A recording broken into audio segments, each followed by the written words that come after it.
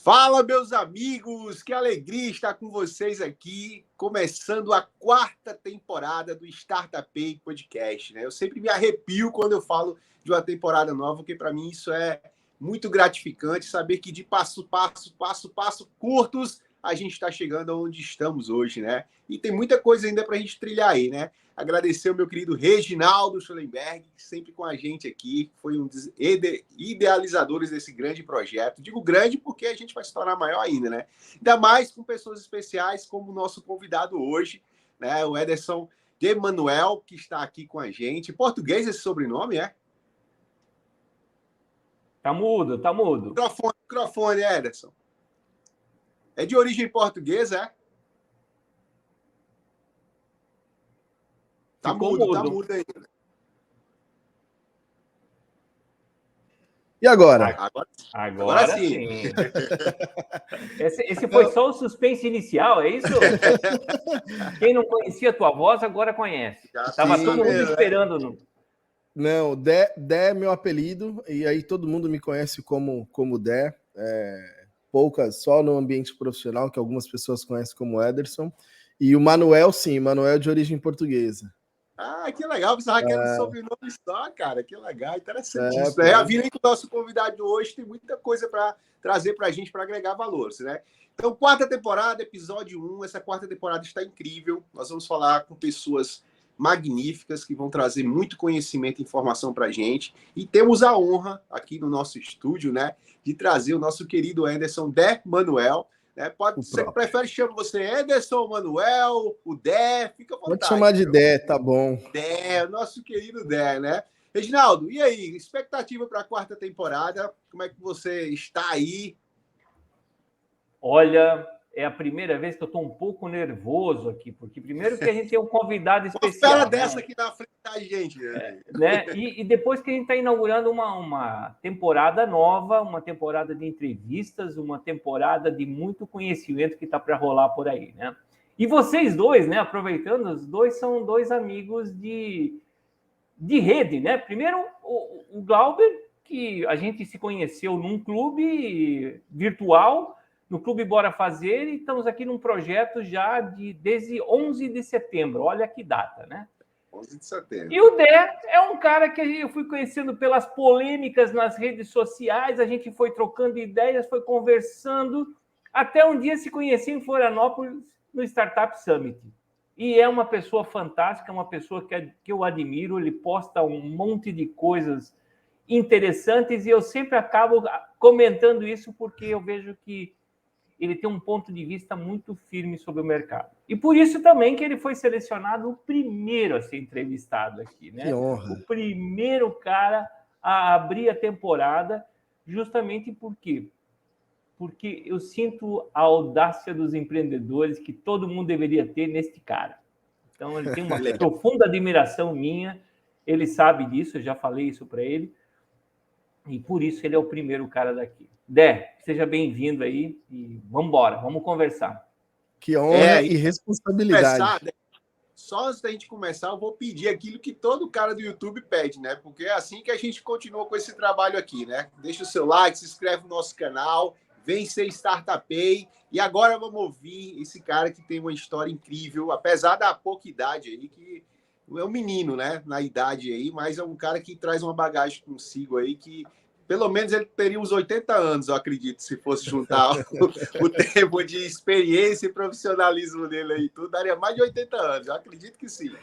Dé, seja bem-vindo, meu amigo. Fala um pouquinho da gente, quem é o Ederson de Manuel, o Dé, conhecido por todos aí. Fica à vontade, a casa é sua. Boa. Primeiro, muita honra estar aqui com vocês, baita responsabilidade também inaugurar o ano. Tô nervoso também, tô igual o Reginaldo, tô nervoso para começar o ano super bem.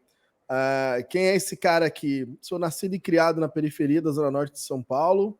Sou alguém que resolveu estudar e empreender e quebrar alguns paradigmas do que provavelmente estaria estabelecido ali dentro de uma trilha convencional de pessoas que têm uma origem parecida com a minha.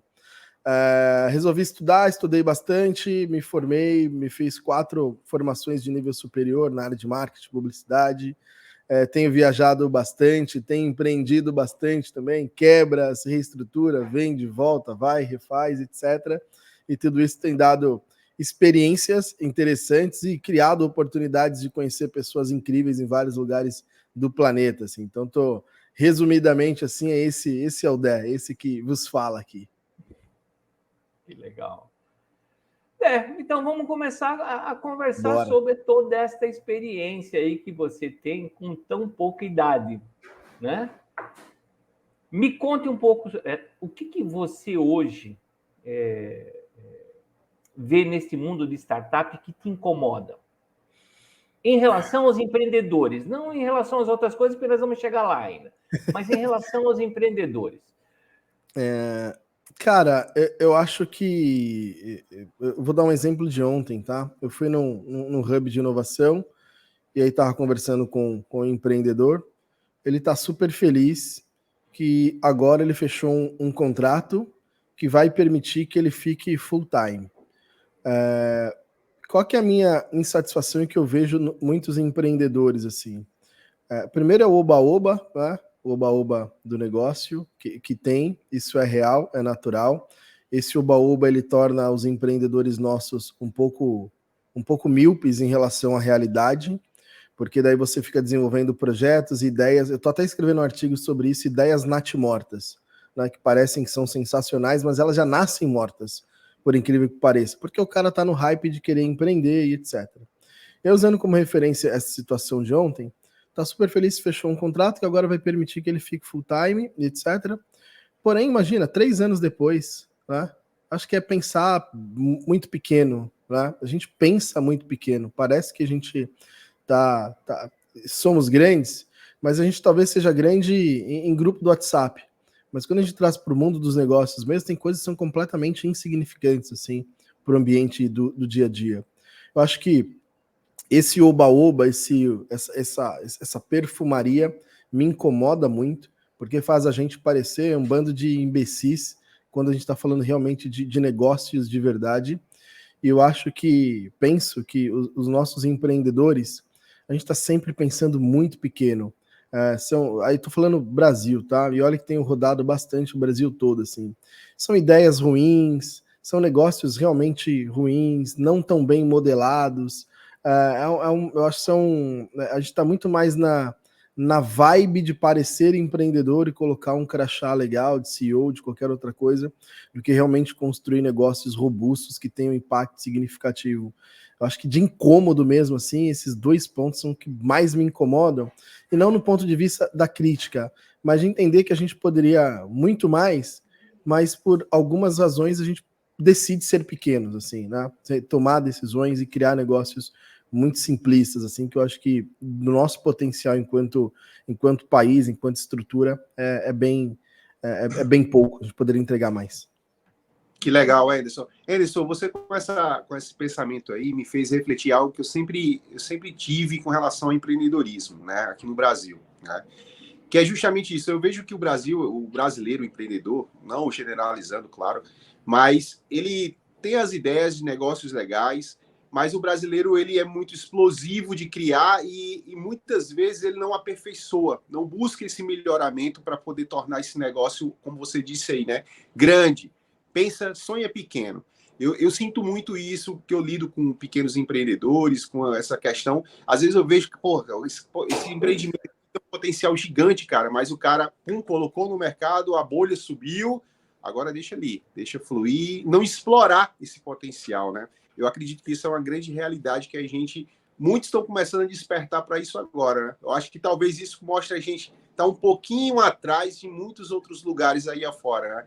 A gente fala que o brasileiro é um país empreendedor, mas às vezes eu acho que o Brasil está muito ligado ao comércio. É um comerciante em vez de empreendedor em alguns pontos. Do ponto de vista de empreendedorismo, a gente é bem amador, assim. Eu sempre uso uma frase que o Reginaldo me falou uma vez, que é, cara, nós estamos discutindo nem o básico ainda, nós estamos discutindo o óbvio para muitas coisas. E quando a gente sai da casinha e passa a fazer uma reflexão bastante séria sobre o que está acontecendo e olha ao nosso redor, cara, fica bem evidente mesmo que na grande maioria das situações, a gente está discutindo coisas óbvias, que elas nem deveriam mais ser pauta em nenhum momento. A gente não está conseguindo avançar para o básico ainda. E realmente, fala, porra, Reginaldo, você está muito certo, porque realmente a gente está conseguindo fazer discussões mais profundas do ponto de vista de business, assim mesmo, de negócio, que tenha sustentabilidade, que de fato resolva um problema, que o nosso ecossistema realmente funcione para que essa alavanca aconteça de forma igual para todos, em várias praças, e não só para alguns privilegiados em alguns momentos. É comum, inclusive, a gente encontrar startups que recebem aportes. Cara, quando você vai olhar, o produto não é nada incrível, o negócio não é nada fantástico, o empreendedor também não tem um histórico tão grande, mas tem um networking legal, tem um relacionamento bacana, está dentro de uma outra infraestrutura que talvez a grande maioria ainda não tenha acesso em nível de relacionamento, networking e tal. Então, esses privilégios acabam atrapalhando também o nosso ecossistema empreendedor. Tá? Eu acho que isso acaba sendo desserviços, né? As instituições públicas também sempre acabam cumprindo um desserviço na grande maioria das vezes. Recentemente eu fiz uma publicação, eu não lembro exatamente os números, mas teve assim, a inovação aberta cresceu, acho que foi 160% no último ano. E aí houveram 54 mil novos contratos de inovação aberta. Porém, quando você vai olhar, esses 59 mil contratos de inovação aberta foram para cerca de 4.200 startups. No final das contas, são 13 novos contratos por ano para poucas startups. Então, quando você está falando de inovação aberta, ao invés de ela fortalecer o sistema, ela concentrou em algumas startups. Isso, de novo, é prejudicial. Né? Isso não fortalece o ecossistema. Né? Pelo contrário, ele enrijece um grupo pequeno de startups, de algumas soluções, que talvez elas estejam melhor preparadas em relação à documentação, estão mais atentas, talvez, aos editais, etc. Mas veja como a gente comemora algo que, no final das contas, não é tão bom. Né? A gente é feliz com o que, de fato, não deveria. Falta, sei lá, curacidade na observação, falta questionar de forma diferente. Por isso que, às vezes, pessoas erradas nos lugares certos, fazendo coisas repetidas, né? Repetindo ano após ano a mesma coisa. Então, eu sempre falo para as pessoas dos meus times, enfim, que eu estou em conjunto, falo, cara, olhos e ouvidos muito atentos. Né? Então, esses pequenos sinais acabam expressando muitas verdades. E essas coisas, assim, por mim, não passam. Assim. Eu sempre faço um pente fino, e aí eu vou lá e verbalizo, né? Coloco nas minhas redes sociais, sempre tento provocar as pessoas a reflexão sobre esse tema, senão a gente vai passar mais 50, mais 100 anos, daqui nós vamos ter uma reencarnação daqui a 200 anos, nós vamos encontrar e ainda estamos na mesma forma. Eu acho bem ridículo assim, nós perdemos em vários quesitos para países como Colômbia, para países como Peru, em algumas circunstâncias, para países que teoricamente são menos desenvolvidos, tem menos desenvolvidos não, mas talvez menos potencial econômico que o Brasil, mas liderando em várias e várias frentes. Né? Então, eu fico bem incomodado com isso. Eu acho que o primeiro erro que acontece nesse mundo do empreendedorismo é que o mercado vendeu uma mística, né, de que todo mundo pode ser empreendedor. E, na verdade, isso não é. O ser empreendedor é um comportamento teu. Um comportamento onde você não precisa de uma estrutura. E a maioria dos empreendedores que eu vejo aí na estrada, qual é o problema dele? É porque ele não tem uma estrutura, e ele é a estrutura, e ele não tem inteligência emocional, ele não foi preparado para isso, ele não consegue tocar um negócio sozinho. Então, o primeiro grande erro é, talvez eu não fosse um cara empreendedor, talvez eu fosse um cara para ser um intraempreendedor dentro de uma empresa que tem uma estrutura. Então, esse, para mim, talvez seja o maior defeito inicial. E que leva a todos esses erros que a gente comentou, que vocês comentaram há pouquinho. Por quê? Porque você não está preparado emocionalmente e não está preparado para ser um empreendedor onde a estrutura é você. Esse é o primeiro ponto. Reginaldo, se vocês concordam com isso, né? Mas... Não, eu concordo literalmente. Interessante que eu acho é justamente isso. E muitos ficam fixos nesse tipo de raciocínio porque não buscam. Muitos não buscam essa estrutura base, né? Sabe que ela, no final, é quem define tudo, mas não buscam essa questão da da inteligência emocional, do seu comportamento. Então, muitos vamos dizer assim, se baseiam no físico, deixando o imensurável por trás, que não procuram melhorar isso, né? Por onde eu digo aí que o empreendedorismo brasileiro, como o Dé falou aí, é a questão do potencial gigante que a gente tem e a gente acaba sonhando pequeno, né? A gente tem muita coisa com a lona coberta e não utiliza, né? Acho que queima na largada, né? O cara prefere ser um CEO de algo que não rentabiliza em absolutamente nada, não resolve nenhum tipo de problema, do que de repente estar dentro de um time, o qual ele não é o dono, não é o founder, etc., mas construir algo que realmente seja relevante, ele tenha todas as competências dele sejam extremamente úteis ali para o negócio com o qual ele está envolvido. Às vezes a gente acaba tendo um pouco de ego também. Cara, é uma coisa que eu lembrando a palavra ego. É uma coisa que eu sempre falo, que na verdade esses títulos que a gente põe no nosso cartão, né? Principalmente quando a gente é startup, eu acho que eles estão errados. A gente deveria fazer como eu fiz uma época, eu botei PPTO no meu cargo. E todo mundo me perguntava assim, porra, Reginaldo, que sigla é essa? O que é isso, PPTO?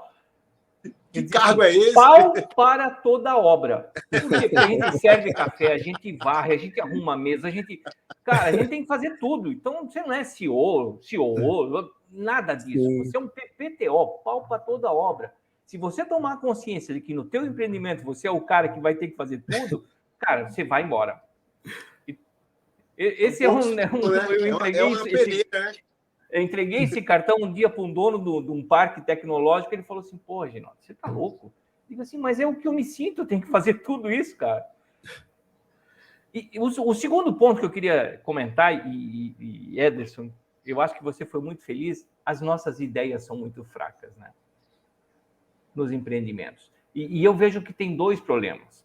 Eu acho que as ideias são muito fracas porque, na verdade, a gente já tenta fazer o projeto a partir da ideia, a gente não concebe um projeto em cima disso. Sim. Mas, na maioria das vezes, eu vejo assim, e eu que rodo bastante, que nem você, o Brasil, eu vejo muitas ideias similares. Então, o cara foi numa feira, como foi lá no Startup Summit, e olhou e disse assim, pô, esse negócio aqui do cara é fantástico. Vou levar agora para o Mato Grosso, porque no Mato Grosso isso não chegou ainda. Como se isso fosse uma inovação. Na verdade, é uma pura cópia. E aí, essa pura cópia ainda tem um outro problema. Talvez aquele cara que ele encontrou no Startup Summit ou em qualquer outra feira, o cara tivesse especialização naquele negócio. O cara não, ele pegou uma ideia de um outro, está tentando levar para um outro estado e não tem a bagagem para sustentar isso. Então, esse, para mim, é um outro grande defeito do mercado. Quando a gente tomar consciência de que startup é escalável, então a gente não pode começar a copiar ideias para levar para outro lugar, porque senão a gente está fazendo um produto regional que talvez vá morrer na própria região. Então, você já mata o conceito. Ideias natimortas. Você já começa com uma ideia. Artigo do DEI, né? Então, Exatamente. Cara, eu dei, ano passado eu dei algumas aulas sobre barreiras de entrada, né, sobre mercado, etc. Então foi um tema que eu acabei estudando bastante, dessa questão de competitividade. Eu vou pegar o exemplo aqui, eu sou de São Paulo, mas moro aqui em Aracaju. Então tem muito açaí. Aí o cara, pô, açaí tem bastante é porque tá dando dinheiro. Só que ele vai lá e abre mais um. Como foram paletas mexicanas, né? Tem outros exemplos, eu tenho colegas que têm softwares de gestão, outros que aprendem um pouquinho programação, daí vai criar mais um CRM, né? Vou criar um CRM também. Cara, quando a gente olha para tudo isso e aquilo, vou pegar gestão de escolas, por exemplo, que é um mercado que eu estou envolvido, a área de educação também. Quando nós olhamos para o mercado de escolas no Brasil, sei lá, 98% não tem um software de gestão. Você fala, meu Deus do céu, é um baita de um mercado, um oceano azul. E quando você olha essas 98, elas estão para os interiores, não estão nas capitais, estão super felizes em fazer a gestão manual ali, e os 2% que tem talvez estejam nas capitais, e para você colocar o seu software, você precisa tirar alguém. Então você tem um esforço para tirar alguém, para depois colocar o seu e se proteger para que ninguém tire e também faça o mesmo movimento. No final das contas, o que parece um oceano azul é um oceano completamente vermelho, como é a área de robótica também. As escolas não têm curso de robótica, sei lá, 99% das escolas não tem. Mas também essas mesmas 99%, elas não têm infraestrutura para robótica, não tem um professor treinado. Né? Tem vários problemas. A gente começa a criar ideias iguais, baseado num reflexo de mercado que ele não é a realidade. Completamente míope. Assim. E o que tem de ideia repetida, cara, CRM, software de gestão, automação de qualquer outra coisa, ERP, cara, uma infinidade de coisas iguais que não servem para absolutamente nada. E virou Edtex. Moda todo mundo ser startup, né? Edtex, comunidades, e-books. Isso tem de pilha. E o terceiro ponto que você comentou também, que foi o inovação aberta, para mim isso hoje, infelizmente, é uma coisa ainda que todo mundo tem que aprender o que é inovação aberta, né? Realmente as próprias empresas, na verdade, muitas vezes olham tudo isso ou copiam a ideia com as suas áreas internas, ou ela vai lá e, ao invés de ela fortalecer a startup, ela vai lá e compra a startup. E atrapalha. Então, que inovação aberta é essa? Né? Então, eu acho que hoje, na verdade, todo esse arcabouço que a gente está falando de startup, inovação aberta, tem que voltar e ser remodelado, porque, infelizmente, ele já perdeu mais o foco do que era, né? Nós estamos voltando à época de que tudo isso é negócio, esqueça startup, esqueça empresa, isso é negócio, vamos lá, uns vão falir, outros vão ficar bem, uns vão crescer, outros... Mas está faltando isso. Acho que quando a gente faz isso, a gente perde a nossa capacidade de inovar enquanto economia, né? Enquanto o que move a economia, obviamente, são as empresas, são os negócios. Quando a gente faz esse movimento errado, ou pelo menos um direcionamento muito simplista do que deveria ser, por exemplo, o fundamento de inovação aberta, a gente perde demais. Veja como são os programas de inovação aberta, por exemplo, em alguns países europeus. Como é propriamente, nos Estados Unidos é um pouquinho diferente, mas porque a postura deles é completamente diferente da nossa. Mas o quanto isso ganha. Tem a Índia, por exemplo, que tem políticas públicas para inovação aberta. Faz parte de uma política de Estado, né, programas de inovação aberta para que as empresas já estabelecidas consigam ajudar ainda mais aquelas que estão no início ali, mas que têm um projeto bem interessante. Aqui a gente entende em algumas muitas situações de inovação aberta quase como uma verba do governo para usar em alguma coisa e eu não preciso dar resultado nenhum.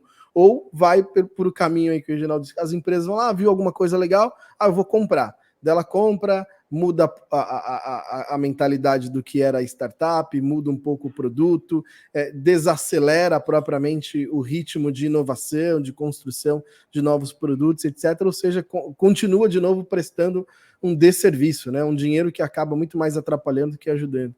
Sim, para mim tem dois problemas. A ideia principal, né? Quando a gente fala de inovação aberta, tem dois problemas. Eu acho que o primeiro é assim, você vai apresentar uma coisa nova para uma empresa hoje.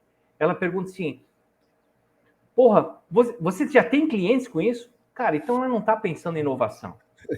A primeira coisa é que ela não está pensando em inovação, porque se já tem cliente, já não é mais inovação. Né? Ninguém tem a audácia de começar alguma coisa. Todo mundo quer que já venha um produto experiente, mas todo mundo quer ser inovador. Esse é, para mim, primeira coisa que me mata quando eu chego em alguém e o cara diz assim, mas isso aí você já viu em algum lugar rodando? Vou ter que me aguentar para dar risada. Não, eu já falei para alguns, eu já vi. Eu falei assim, eu já vi no seu concorrente, inclusive, rodando isso há mais de um ano. Sim. Né? E o segundo ponto é esse mesmo, né? Que daí qual é o medo dele? Quando ele é o cara inovador, por que ele compra a startup? Para não deixar que os outros usem e cheguem no mesmo nível dele, né? Sim. Porra, ele devia estar pensando assim, cara, eu tô na frente dos outros, deixa eles passarem ali, depois eu vou melhorar aqui, vou melhorar ali. Mas é uma corrida pela pista errada, né? É uma mentalidade totalmente errada. É o puxa-tapete, né? O cara vai lá só armando a pegada no tapete, que é para quando o cara estiver estável, ele vai lá e dá o sacode no tapete do outro. Olha o que aconteceu comigo esses dias. Eu estou com um projeto novo, que é a Comments, que é uma plataforma onde a gente utiliza inteligência artificial para fazer gestão de reputação digital de marcas. E aí teve uma conversa com uma pessoa bem conhecida no nosso ecossistema, investidor, tem vários projetos e tal, tem um pitch muito bom de venda como investidor. E... e aí ele seguinte, ele falou, quando vocês começaram, olha, o CNPJ foi aberto dia 20 de novembro, a gente passou o mês de dezembro, e agora começou janeiro, nós estamos prospectando os primeiros clientes, cara, o negócio começou agora, como qualquer outro. Dele, eu só coloco dinheiro se vocês tiverem um case grande, né, uma marca bem grande, e eu preciso ter isso. Falei, cara, mas a gente começou agora, né? Não tem como eu ter esse... as pessoas não voltaram nem a trabalhar ainda. Eu quem não parei, né? Aí, beleza. Aí fui perguntando em relação ao cheque dele. Ele quanto que você faz de investimento, de aporte? Meus cheques são de 10, 15, 20 mil, dependendo da situação, até 50 mil. Eu falei, porra, não adianta o investidor vir colocar menos do que a gente coloca para crescer, né? O investidor que tem menos que a gente, ele não é investidor, ele nem deve ser considerado. Só que o mais incrível vem agora. O investimento dele, ele falou, meu investimento é mais smart do que money. Entretanto, o pouco que entraria de money é um crédito da Amazon, cara. Então, tem um crédito de $5.000, que daí equivalem a 20 e poucos mil reais, e esse é o investimento que eu faço. Falei, pô, bacana, tá ótimo. O meu investimento é crédito na Amazon, saca? Pô, é um ticket, é um ticket. É um voucher de ônibus. Um voucher. Pô, isso, cara, o que eu fico imaginando é uma pessoa hiper conhecida no nosso ecossistema, fazendo investimento de crédito na Amazon e pegando projetos dos outros por aí. Se pega um empreendedor menos atento, ou mais ansioso, ou menos experiente, ou mais entusiasmado, pô, o cara é conhecido, o cara é famoso, etc. Quero estar junto dele, vou vender 50% da minha startup por $20 mil em crédito da Amazon. Pô, esse é o nível da galera que deveria ajudar, e eles atrapalham a parada toda, né? Eles são praticamente canibais ali dos novos negócios, né? Se pega alguém minimamente atento, vai embora. E foi, como ele mostrou várias empresas no portfólio dele. Não, já fiz com essa, dá para chegar até $100 mil em crédito. Cara, eu tenho esses créditos aqui pela No Code School, inclusive. Eu ia dizer, você vai direto no Google Startup ou em qualquer lugar e consegue os créditos da Amazon, de tudo. Que insanidade, né? E o pior que não é... Ele já mostrou outros vários cases nesse formato para me convencer que é um caminho bom e etc. Então, pô, isso beira o absurdo, assim, do nível das conversas que a gente vem tendo ultimamente e conhecendo pessoas por aí afora. Cara, eu acho muito agir de má fé, sabe? Você querer tirar proveito de uma situação, de um cara que está vindo com algo que vai mudar, vai crescer, vai fazer desenvolver, e você querer tirar benefícios em cima disso, sabe? Sem ter sei lá, eu acho má fé. Eu acho literalmente no final das contas, ninguém quer colocar...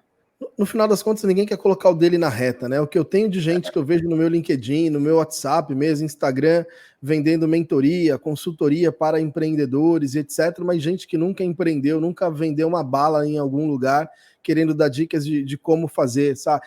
Óbvio, é fácil você querer ser mentor, consultor e outra coisa, se você não tá no risco nenhum, né? Empreender é difícil, cara. Empreender você tem que ser o melhor em tudo, tem que ser o melhor empreendedor, tem que ser o melhor gestor, o melhor vendedor, tem a sua família, ainda tem que ser pai, tem que ser marido, tem que ser filho, etc. Você renuncia de uma porrada de coisa e é difícil pra caramba, você não tem certeza nenhuma se o negócio vai virar.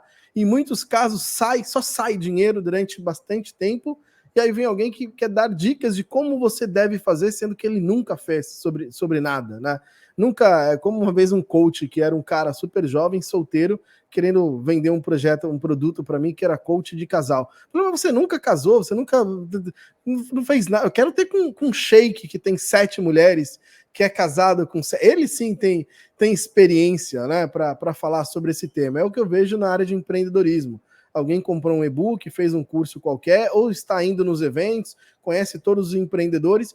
Você pode conhecer todo mundo, cara, mas você precisa empreender para sentir na pele o que é, né? O não dormir, o ficar inquieto com o que pode dar certo, com o que pode dar errado, com as contas que tem para pagar, problemas de formação de time, tecnologia, produto que às vezes não funciona como deveria. Aí sim, eu quero ter experiências com esses caras, né, que realmente fazem a coisa acontecer. Lá nos Estados Unidos, nos norte-americanos, lá com a experiência que eu tive com eles, cara, eles não abrem mão assim da experiência. Se você não tiver resultado comprovado, você não tem muita moral, assim, né? Pô, legal, né? Você é um acadêmico, até quem é muito acadêmico precisa ter experiência prática, senão eles ainda assim não confiam 100%. Você tem o conhecimento, né, ali, enfim, acadêmico e tal, baita cientista, mas se você nunca fez o que você sempre estudou, acaba que não é. E aqui é o contrário, né? O mais conhecido vence o melhor. Então o cara aparece mais, fala bonito, empreendedor de palco, ele tem mais espaço do que aquele cara que já está tentando a 10ª vez alguma coisa, falhou em 9, está acertando a primeira, que eu acho que é onde tem mais valor, que já sabe os atalhos e tudo mais. E aí é o que a gente estava conversando no comecinho aqui do nosso papo. Eu tenho opiniões bem duras sobre isso, porque eu tenho muita convicção das minhas coisas. Elas podem estar erradas até, em alguns momentos, mas eu tenho muita convicção daquilo que eu falo, porque eu falo o que eu vivo, né? Eu não falo o que eu leio, o que eu assisti num TED Talks, do que eu vi no livro lá na faculdade, sei lá. Não, falo o que eu vivo. E aí, quanto à minha prática, ninguém tem contra-argumento, porque a minha prática, a minha experiência, é o meu resultado, é o meu sucesso, é o meu fracasso. Então, eu acho que contra isso, ninguém consegue contrapor. E aí eu sou realmente bastante radical nesse sentido. Mas é isso aí mesmo. Eu acho que hoje o nosso mercado está poluído como um todo. Por isso que no início eu te falei sobre empreendedor, mas tem todo esse ecossistema em volta das startups, né? Mentores, aceleradoras, uma porrada de coisa que você vê que a maioria das pessoas realmente nunca passou por um negócio. Nunca teve um negócio. E só quem sabe como é equilibrar todos os pratos da vida, né? Que é o prato do cliente, do teu funcionário, da tua esposa, cara, que ele sabe quanto dói tudo isso no dia a dia, né? E não tem uma fórmula mágica. Outra coisa que você falou que eu acho que muita gente é leitor de livros e se embasa nisso, e daí começa a falar frases bonitas, né? Tira uma frase do livro e traz para cá. Cara, viva, vai lá, tenta abrir um negócio, quebra a cara, veja o que é, porque não é fácil, não tem livro que represente o dia a dia de um empreendedor. Porque todo mundo sempre conta as histórias bonitas, né? Nós até vamos trazer aqui no podcast uma menina que ela fala só sobre fracassos, que hoje está na Alemanha, uma empreendedora brasileira que está na Alemanha e que fala só sobre fracassos. É muito legal falar com ela porque aí tem um aprendizado, tem uma pilha de coisas riquíssimas que vem para a gente.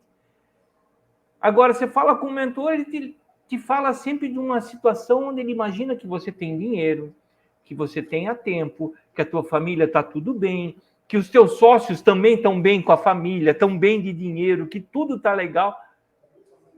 E aí é fácil dar conselho, né? Vai por esse caminho aqui. Porra, mas eu não tenho dinheiro por esse caminho. Como é que eu faço sem dinheiro? O cara, não. Mas veja bem, você vai ter dinheiro. Não é assim. Então, essa ilusão que o mercado está vendendo, e talvez esse tenha sido o motivo de ter nascido o Startup. Eu vi tanta besteira sendo dita, Ederson, que a questão é começar a falar a verdade. Até para o cara, o empreendedor ser um empreendedor, ou ele ser um intraempreendedor, para ele tomar decisões antes de começar. E quem decidir ir para essa linha, saber que os primeiros anos você tem uns putas pregos nas tuas cadeiras, depois você vai tendo os espinhos, você vai diminuindo isso com o tempo, porque também o couro da gente vai ficando calejado, né? A gente vai começando a ficando cada dia melhor, no sentido de que a tua fortaleza pessoal começa a melhorar e você começa a passar mais fácil pelos problemas. Não é que eles não existam, eles vão sempre existir. Esses dias uma empreendedora me perguntou assim, Reginaldo, qual é o problema que mais te afetou? Eu perguntei para ela assim, em qual dia? Porque eu tive uma pilha. Todos os dias eu tive problemas na minha vida. Se eu ficasse remoendo o problema de 10 anos atrás, eu não estava aqui fazendo outra coisa. Sim. E hoje eu tenho problema. Amanhã eu vou ter problema. Sim. E ela pensando assim, qual era o meu maior problema? Assim, todo dia eu tinha um problema diferente. E muitas vezes ele se repetiu, porque tudo é cíclico na vida da gente, né? De alguma forma. Eles vão e voltam maiores, mais desafiadores ainda. Essa é a vida, cara. Quanto maior o degrau que você vai, mais o teu espinho vai crescer, né? Então, vamos embora. Né? Dé, você falou aí nessa parte dessa vivência, Reginaldo complementou, né, que a gente vê que isso é essencial, é o divisor de águas. E você teve uma experiência há pouco tempo aí, né, bem... tem muita coisa legal, que foi uma imersão de 30 dias, isso nos Estados Unidos, você passou por lá? Que 2 meses. 2 meses, né?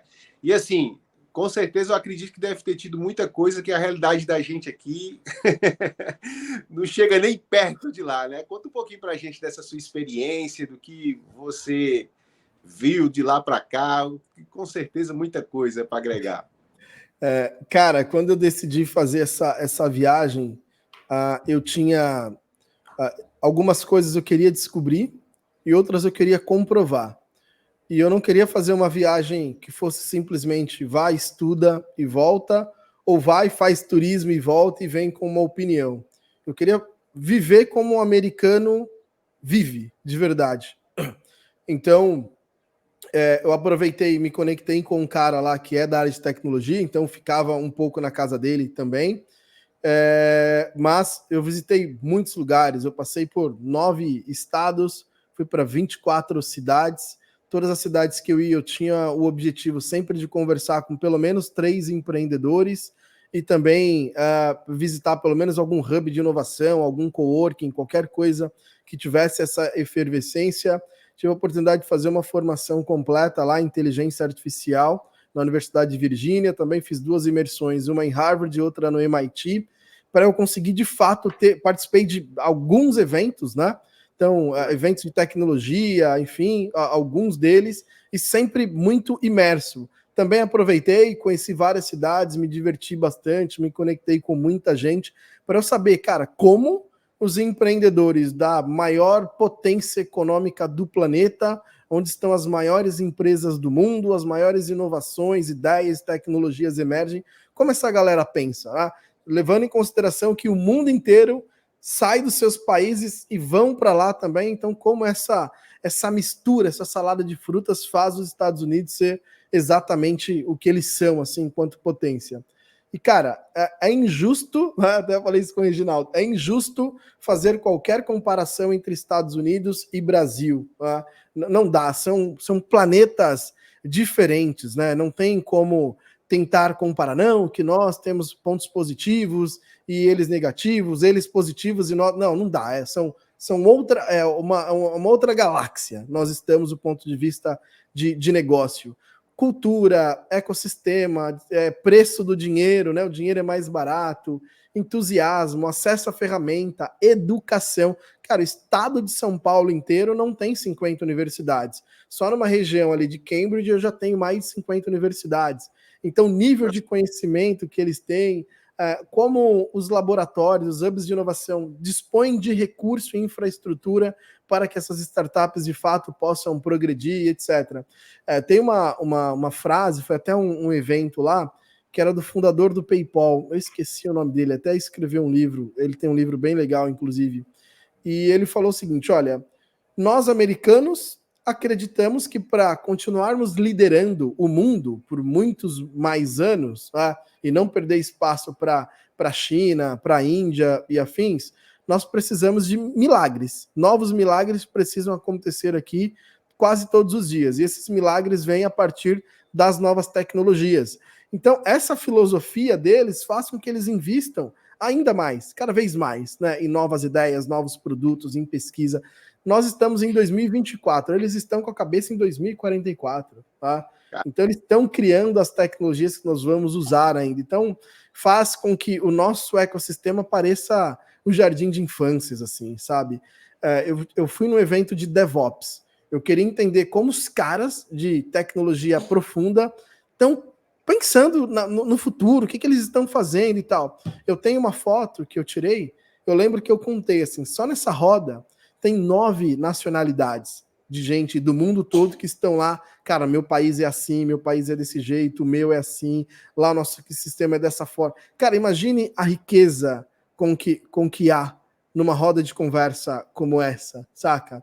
De gente construindo coisas incríveis, assim, de observability, que é um conceito bem interessante que eles têm de observação de dados. Cara, coisas incríveis. Tinha um cara que era da OpenAI, então um cara hiper acessível lá, trocando ideia. Tinha rodas de conversas interessantes e a galera afim.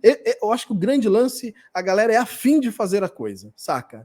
É afim. Eu tenho interesse pelo que eu... Cara, de onde você é? O que você faz? Pô, que legal, será que pode funcionar aqui? Pô, eu tô fazendo isso. Sabe, a galera afim de verdade de fazer e não só ouvindo por educação o que você faz e eu falando para você com puto entusiasmo e também você ouvindo por educação o que eu faço. Não, cara, se eu não interesso o que você faz, eu já falo logo, não perco o meu tempo e vou para uma roda onde faz sentido. Aí eu respeito o seu tempo e também respeito o meu, valorizo o meu. Mas o comportamento da galera é muito diferente do nosso, né? A gente tem muito jeitinho, esses puxadinhos não é bem-vindo e em algumas situações é até meio rechaçado, assim, de você tentar fazer gambiarra, ou faz a coisa certa, faz bem feito, que aí você de fato consegue prosperar, crescer, evangelizar, ter um produto melhor, um produto mais escalável. Tem uma... Você ia perguntar alguma coisa, Regina? Senão eu embalo aqui. Eu ia só comentar que essa diversidade de olhares, de ponto de vista, é que levam realmente a você criar um produto futurístico e abrangente. Sim. E de escala internacional. Sim, sim. Na sala de aula... Continue aí que eu estava apaixonado pela tua conversa. Tá. Na sala de aula em Harvard, cara, eu fiz valer cada segundo. Então, toda dúvida que eu tinha, já levantava a mão e perguntava. Uma das coisas que mais impressionou, assim, é que qualquer ideia de qualquer pessoa que estava em sala de aula, ela tinha que ter capacidade de impactar pelo menos 500 milhões de pessoas.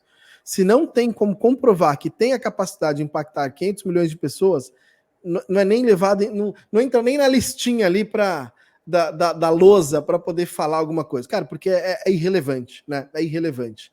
No MIT, todo aluno pesquisador, ele já entra com $100 mil para poder usar com o que ele quiser. Assim, cara, $100 mil. Esse não é... Lá eu acredito que seja mais fácil eu pegar $1 milhão lá com algum investidor do que pegar R$10 mil aqui em créditos da Amazon ainda, porque é uma outra predisposição, é o que o Reginaldo falou, cara, tudo bem, eu estou produzindo inovação, tá, mas quem são os seus clientes? Cara, não tem como eu já ter cliente, estou produzindo algo que o mercado ainda nem está preparado para receber, e lá isso eu quero, né? Então, o futuro. Eu vou fazer um aporte aqui, eu acho que esse é um ponto importantíssimo para a gente entender que o nosso mercado está poluído, isso que você falou. Por que o cara investe dinheiro tão fácil em um cara que está lá com uma ideia? Porque ele tem a confiança que o cara vai se aprofundar tanto para fazer aquilo ser um diferencial. Hoje, infelizmente, aqui no Brasil, isso não acontece. Eu vejo muito cara pegando dinheiro também, muito empreendedor, que não sabe nem para que ele vai usar. Entendeu? E aí isso cria uma imagem negativa de todo empreendedor, e não é assim.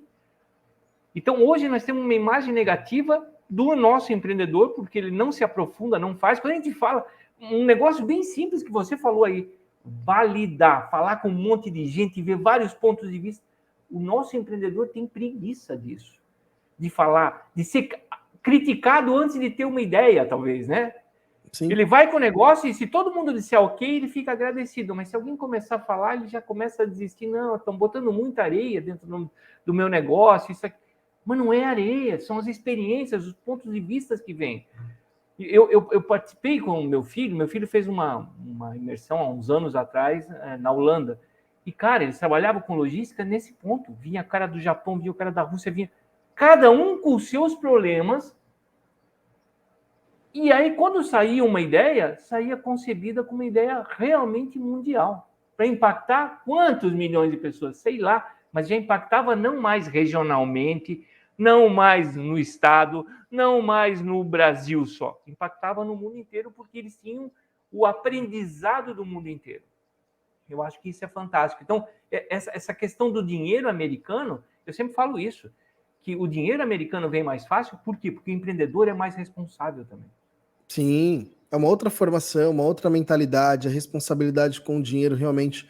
Cara, eu tô com esse dinheiro aqui que é para eu ficar full time focado em resolver esse problema.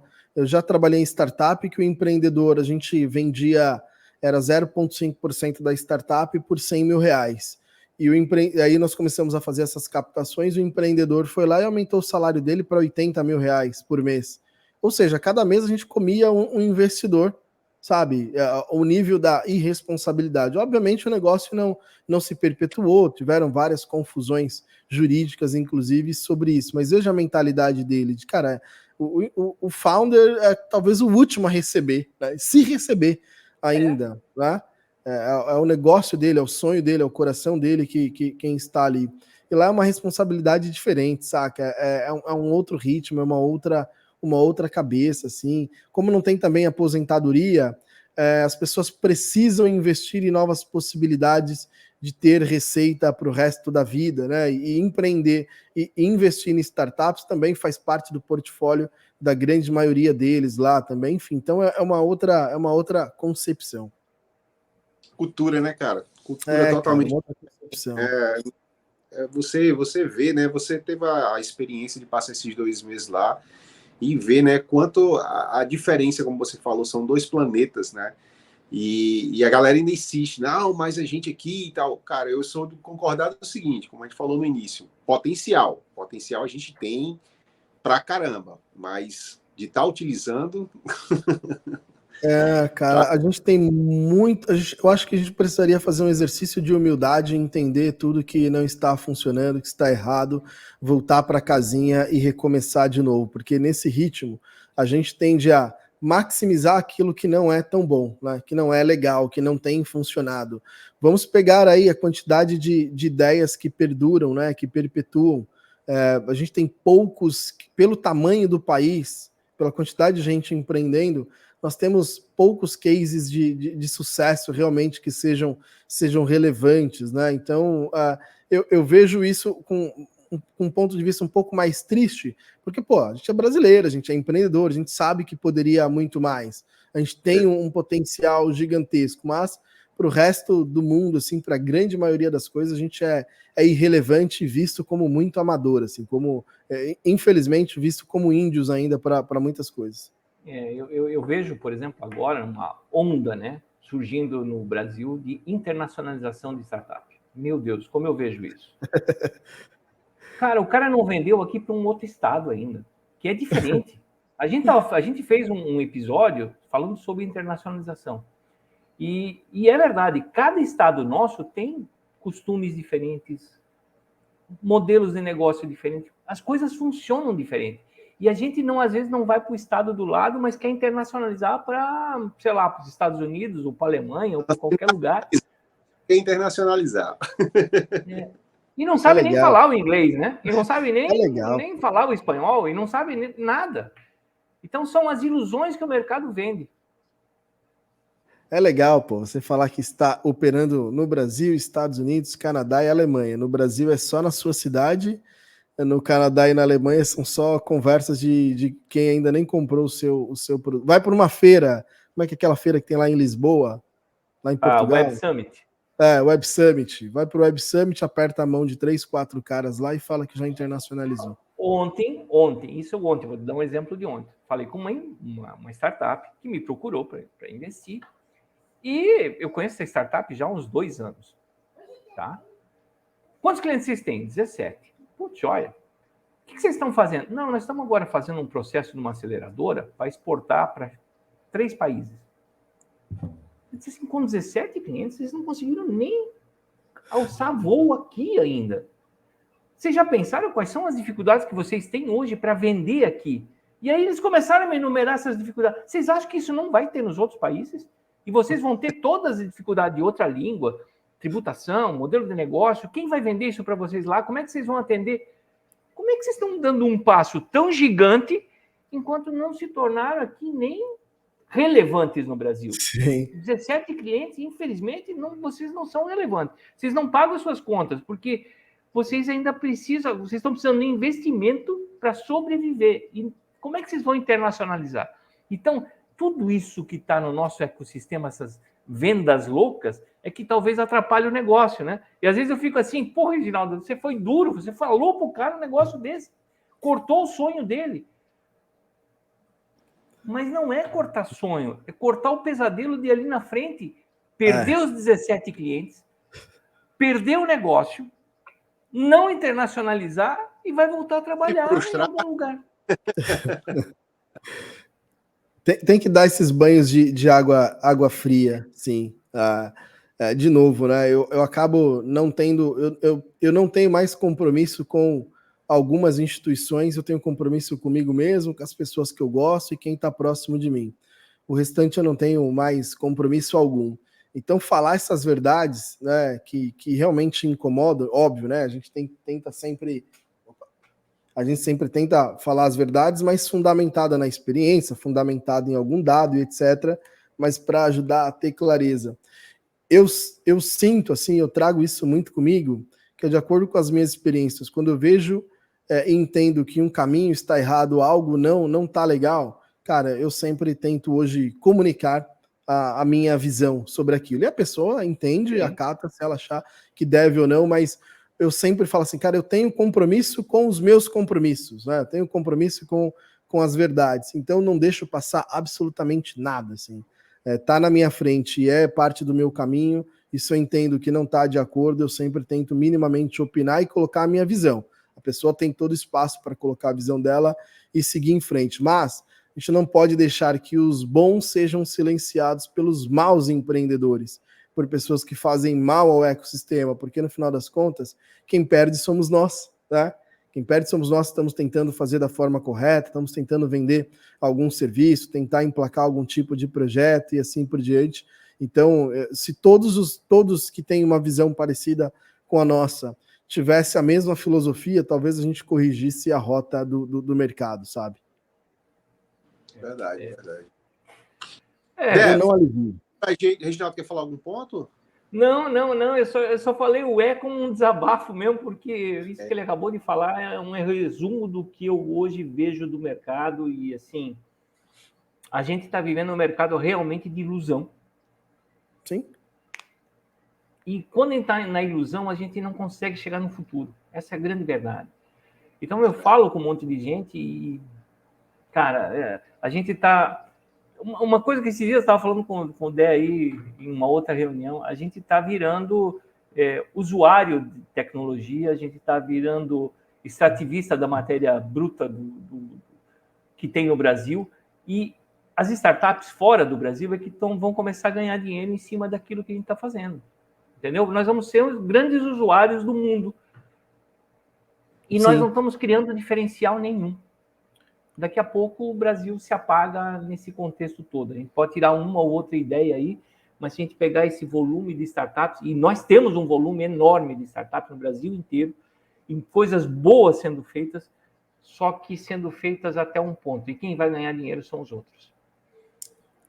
No final das contas, a gente tem sempre, a grande maioria das coisas tenta se resumir num curso ou num e-book sobre um determinado tema. Ao invés de a gente produzir inteligência artificial aqui, liderar algum tipo de operação como essa, a gente prefere aprender o ChatGPT, transformar isso em 4 módulos, 10 aulas e tentar vender isso como curso. A gente está sempre sendo como posso falar assim, cara, a gente nunca é o produtor, né? Da matéria-prima, a gente não é o produtor da inteligência artificial, daquela super tecnologia. Nós aprendemos para transformar isso num curso e acreditar que mais uma EdTech pode resolver. De novo, tem vários outros exemplos como esse, sim. Mas de novo a gente fazendo o pouco, né, o quase insignificante, tendo em vista que, cara, tem tanta coisa disponível online aí, acaba não sendo tão útil mais uma EdTech para ensinar ChatGPT. E quantos cursos, eu tenho todas as propagandas que aparecem para mim de curso de inteligência artificial, eu estou printando, já devo estar numas 20 já, por exemplo. Cara, 20 cursos sobre inteligência artificial, eu não vi nenhum curso ainda, cara, vem para cá, para um laboratório, que nós vamos desenvolver soluções para o país a partir de inteligência artificial, sabe? Vamos juntar um grupo de hackers do bem, sei lá, entusiastas do tema, e vamos produzir coisas realmente significantes. É no máximo produzir mais um curso. Isso é pouco para a gente, né? Isso fica muito limitado. As ideias brasileiras, a maioria era startup para criar texto com inteligência artificial. Isso tem a baldes por aí, né? A baldes e baldes dessa mesma solução. É pouco. A gente tem os comentaristas do apocalipse, né? Ah, porque se você não souber o ChatGPT, você vai perder seu emprego. Daqui a pouco esse cara do apocalipse é que vai perder o lugar dele, porque, cara, todo mundo vai saber usar o ChatGPT, mas ele não saiu do lugar. Tá falando de ChatGPT. Já então, tem. Ontem lançou um aplicativo também, eu até baixei ele aqui, que ele como se fosse um consultor pessoal seu. A função dele é substituir esses consultores do apocalipse, mas porém de forma pessoalizada. Ele grava suas reuniões, grava os seus encontros, ele ouve sua voz, acompanha um pouco da sua rotina e vai te dando direcionamento ali. Vamos imaginar se isso se aperfeiçoar, vai acabar esses consultores do apocalipse aí que sabem pouco ou menos do que nós. Enquanto realmente a gente não mudar a nossa mentalidade de fazedores, de usuários, para produtores, não vai adiantar. Bem, nós estamos que... Podia ficar conversando os 2 dias, né? A gente almoçava por aqui mesmo, tomava um café, essa 1 hora passou que foi e reivindicar aí que tem que ter no mínimo 3 horas aí quando for conversar com o Dé aí, né? Porque não dá não. Dé, mas fala um pouquinho para a gente aí, né? Que você já está na atualidade, o que você fez aí, além da No Code School. Boa. A No Code School tá rolando, tá acontecendo. A gente é uma escola de programação onde a gente se especializou em ensinar tecnologia no code para as pessoas. A gente tem a convicção de que se a gente focar na emancipação digital de pessoas comuns e permitir que elas construam produtos sofisticados a partir de no code, a gente consegue resolver um problema de base econômica. A gente tem 60 milhões de pessoas trabalhando em pequenas e médias empresas e elas são analfabetas digitais. As PMEs no Brasil, são 99% das empresas no Brasil são PMEs, 66% delas estão no nível de maturidade digital que a gente chama de 1 e 2, que não tem nada ou o que tem é completamente irrelevante para ela ser minimamente competitiva.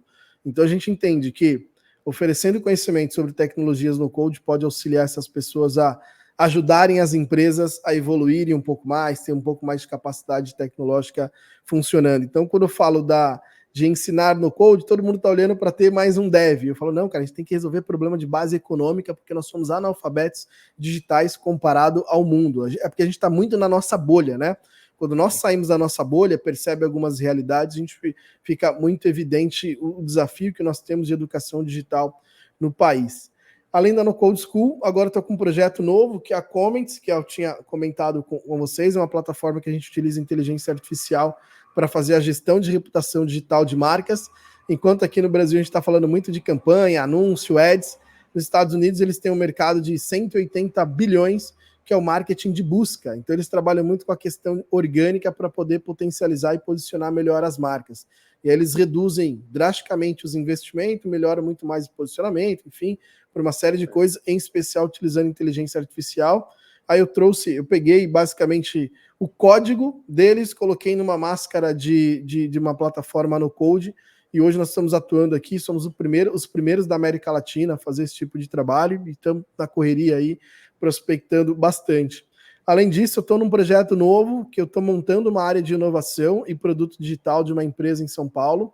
Essa empresa é um dos escritórios de arquitetura e cenografia mais premiados aí da América Latina. Eu estou ajudando essa empresa a fazer a transposição, saindo de uma empresa analógica que usa tecnologia para ser uma empresa que desenvolve tecnologia.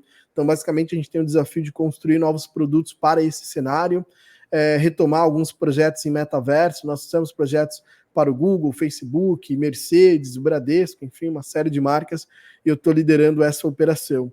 E muito provavelmente, aí nos próximos meses, eu lanço mais um projeto, que esse vai ser o meu xodó, que é para a área de educação também, e esse está tirando o meu sono já há bastante tempo. Em breve eu vou vir aqui para falar exclusivamente de como a gente vai impactar a área da educação no eixo mais poderoso da educação, que é o professor, que ele é completamente esquecido, tá? Ele é esquecido. Então, eu vou trabalhar muito com eles e vou precisar da ajuda de vocês, hein, da mentoria real da experiência de vocês para esse negócio. Que legal. E vamos em frente. Você sabe que você tem sempre o caminho aberto, né, Dê? Ele assinou a dizendo aí que vai estar aqui, viu? Então já tá gravado isso aqui, viu? Venha lançar aqui, que a gente vai ficar muito agradecido. Cara, Boa, eu vou fazer uma última pergunta. Boa. Depois de um cara que faz tudo isso aí, como é que você tem essa calma, essa serenidade toda? É verdade, você tem o quê? 80 anos já? Como é que tá aí essa parte aí? Porque, cara... Eu tenho... eu sou um Matusalém, tô congelado. Não, eu sempre gosto de desafios, assim, desafios dos mais diversos, experiências, desafios, isso me entusiasma. Então, onde eu enxergo que há um problema e eu tenho capacidade de resolver, a capacidade tem a ver com conhecimento, recurso, infraestrutura, tempo, etc. Eu sempre entro nesses negócios. Às vezes não dão certo, né? Não dão certo. Mas isso gera uma experiência incrível, uma experiência única que muita gente não tem, o mercado não disponibiliza, isso se transforma em outros produtos, outros negócios, outras oportunidades. Então as coisas estão sempre conectadas, né? Então rola mentoria, rola curso, convite para dar aula, surge um outro projeto para mentorar, para ser parceiro, para ser sócio. Eu acho que a vida ela é dinâmica. Para mim, eu acho que eu preferiria pendurar uma corda no meu pescoço se eu tivesse que fazer a mesma coisa durante muitos anos de forma repetitiva ali. Isso, pelo menos para mim, eu acho que seria uma morte lenta, né? Eu ter que todo dia acordar cedo, pegar trânsito de 2 horas, bater o cartão, passar o dia todo onde eu não vejo a luz do sol, no final do dia passo o cartão e volta para casa à noite cansado. Isso para mim seria broxante e muito desestimulante, assim. Então eu prefiro lidar com o caos é o meu ambiente confortável, né? Então por que eu fico calmo? Porque eu estou muito confortável nesse ambiente. Das vezes que eu tentei ir para uma estrutura normal de trabalho, convencional, com todas as regras, com tudo direitinho, no dia 5 o dinheiro caindo ali, respeitando as regrinhas, foram os piores momentos da minha vida, assim. Minha esposa está aqui do meu lado, ela sabe muito bem a última experiência, inclusive, como foi, assim. Ela chegou e falou assim para mim: meu amor, volta para casa, que isso não está te fazendo bem, assim, porque ela viu o quanto eu sofri. Mas nesse caos, eu fico muito à vontade. Eu também não saberia mais viver sem todas essas emoções que existem aí. Também, digo mesmo. Está na linha de frente do empreendedorismo, né? E assim, eu vou comentar uma coisa aqui. Eu comecei a trabalhar com 16 anos em tecnologia com um cara. E passados 40 anos, eu revi esse cara. Coincidência do destino, nós estamos numa cafeteria, então vamos tomar café juntos, né? Ele chegou para mim assim, e disse assim: Reginaldo, o que você fez essa vida toda? Eu comentei o que eu tinha feito nos últimos 40 anos, e ele falou assim para mim, assim: Reginaldo, eu te acompanho nas redes sociais, você sabe disso, né? Mas só queria ver teu brilho nos olhos, porque o que acontece? Eu passei 35 anos dentro da mesma empresa, dentro da onde nós começamos, eu fui mudando de cadeiras, de salas e de cargos. E eu não tenho 20% das tuas histórias para contar. Eu não tenho esse brilho nos olhos quando eu falo da minha vida. Disse assim, por isso que eu te perguntei agora, para ver o teu brilho nos olhos. Ver como você me fala isso com emoção, porque eu sinto isso nas redes, quando você posta ou quando você fala uma coisa. E talvez esse seja o nosso diferencial, né? De que a gente tenha essa emoção ao viver tudo isso, de alguma forma. De viver sempre em cima da linha, né? Pende para cá, pende para lá, com essa emoção, mas ao mesmo tempo dando uma versatilidade para nossas vidas. Então, cara, eu acho, você sabe que eu te sigo e a gente já falou várias vezes, e se a gente não tivesse conhecido pessoalmente, a minha admiração seria a mesma. Eu acho você um cara sensacional. Parabéns pelo cara que você é. Ok, declaração. Eu só tenho que agradecer também a oportunidade, né, que o Reginaldo tem me dado de conhecer você, Anderson. Espero em breve a gente poder se conhecer pessoalmente. Cara, assim, que já virei fã pela história de vida, pela força de vontade e garra, né, de realizar aquilo que tem na cabeça, que sabe que é possível de realização. Então, assim, são dessas histórias que a gente precisa para a gente poder se inspirar e poder botar a mão na massa, né? Também não adianta a gente ouvir história bonita, cases de sucesso e não tentar fazer igual ou então se espelhar, né? Então Para a gente aqui foi uma grande honra ter você conosco, abrindo essa temporada, né, trazendo isso aí, que, pô, eu chego a me arrepio, assim, quando eu vejo histórias desse tipo, assim, porque, para mim, isso é lição de vida. Isso aí é uma sessão de mentoria a gente teve aqui hoje, né, de pessoas que vivenciaram, né, tiveram na veia essa realidade. Então, nosso Ederson Dé Manuel, conhecido como Dé aí, grande referência no Brasil e em poucos dias, se Deus quiser, no mundo. A gente vai ouvir falar muito desse cara aí. E já nós pensou? vamos ter já teve lá no Startup, hein? Já teve lá no Startup. Então, meu filho, obrigado de coração por você ter disponibilizado esse tempo conosco aqui. Que isso, o convite de vocês é uma ordem, é uma intimação. Eu que agradeço o tempo, a disponibilidade de vocês, a oportunidade em poder participar aqui. Estamos completamente conectados. Gente. Bom, pessoal, então a gente encerra aí, né, o nosso primeiro episódio da 4ª temporada do Startup com essa fera aí com a gente. E dizer que vem muita coisa por aí, né? E pedir para vocês se inscreverem no canal, compartilhar, curtir a gente aí nas outras plataformas de streaming como Spotify, Google, Apple Podcast, enfim. Dizer que é um imenso prazer estar com vocês aqui sempre. Então fica ligadinho, né, Reginaldo? Que a gente se vê no próximo vídeo aí, né? Valeu, pessoal! Diga aí, Reginaldo. Essa inauguração aqui da 4ª temporada já foi sensacional. Então, e só virão pessoas assim, pessoas que têm bagagem, que podem falar, que têm autoridade para falar. Exatamente. E a gente só podia começar com você, Dé. Muito obrigado aí pela tua presença, muito obrigado pela tua dedicação sempre. Glauber, brigadão. E vamos agora para o próximo. Agora deixa o pessoal ter a opinião sobre o que nós falamos hoje. Abraço para vocês. Valeu, gente. Abraço. Obrigado.